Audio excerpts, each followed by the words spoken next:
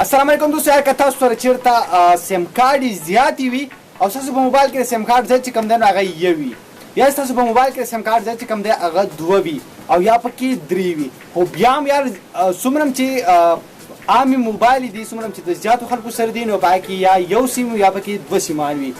او بیا د هغو خلکو لپاره دا ټریک چې کوم دی دا ډېر زیات لازمي دی کوم خلکو سره چې په موبایل کې د سیم کارت یو ځای وي. نو تاسو بالکل تاسو شي کولای چې تاسو رہی 15 سیمان او دغه ټول سیم کارت چې کوم دي دا تاسو اونلی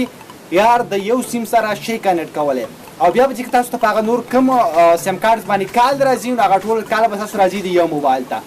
او دغه کوم نور سیم کارت چې کوم دي دا تاسو سره اپ هم وي یعنی تاسو هغه یوز کوئ ما تاسو مطلب 15 سیم کارت چې کوم دي تاسو سره دي اپ بالکل هغه په موبایل کې نه دی پراته تاسو هغه ټول 15 سیم کارت چې کوم دي تاسو د یو سیم سره کنیکټ کړئ یو کوډ باندې او بیا به دغه ټول کالز چې کوم دي هغه نمبرو ته چې څومره هم خلک هم ټلیفونونه کوي نو هغه ټول به کالز چې کوم دي هغه تاسو ته په یو سیم باندې راځي. نو په دې طریقه سره تاسو خپل ټول سیمان د خپل یو سیم کارت سره شي کنیکټ کوئ. نو راځئ تاسو د خپل موبایل سکرین ته تاسو ټول طریقه وښیم. نو دې نه مخکې تاسو وروسته پورې زما چینل حسن ډیول پر نه سبسکرایب کړئ دا ضرور سبسکرایب کړئ ویډیو لایک کړئ. راځئ چې ویډیو شروع کړو. ښه نو یار تاسو به په خپل موبایل کې هغه سیم کارت کېدی کوم چې تاسو غواړئ چې دغه سیم دا کال زمون په دې سیم باندې راشي یعنی تاسو بیا هغه بندوي نو هغه به لاول په خپل موبایل کې کېدوي او د هغه سیم نه به تاسو ډایل کړئ کوم چې تاسو غواړئ چې یار د دې سیم دا کال چې کوم دي دا موږ ته په دې بل نمبر راشي کوم چې زمونږ ان نمبر وي تاسو به د هغې نه ډایل کړئ سټار 62 سټار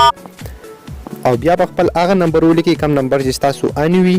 او تاسو غواړئ چې موږ هغه نمبر باندې ټول کالونه راشي نو خپل نمبر به بیا ولیکئ بیا په دې کې ډایل کړئ هیش دا بیا تاسو ډایل کړئ چې کله تاسو ډایل کو نو تاسو دا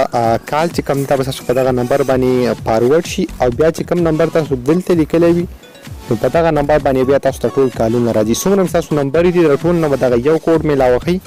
که دغه نمبر بیا بند هم وي خو تاسو ته په دغه یو نمبر باندې